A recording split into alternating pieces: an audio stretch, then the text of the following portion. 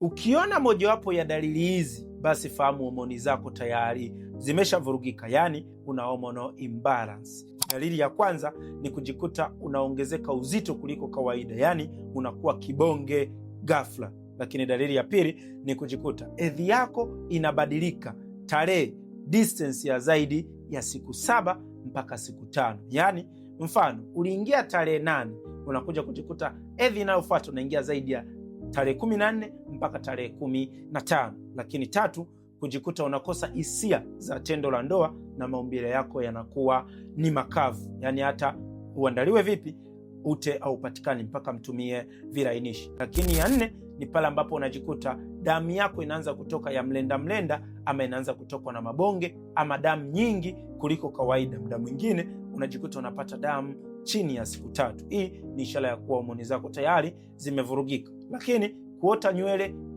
katika maeneo ambayo mwanamke sio rahisi kupata nywele. Lakini mwisho ni kujikuta unatafuta mtoto muda mrefu bila mafanikio. Kama unapitia dalili mojawapo ya hizo, basi tafuta tiba mapema, kwani kuvurugika kwa homoni ni chanzo cha matatizo makubwa kama PCOS, vimbe maji pamoja na mirija ya uzazi kuziba.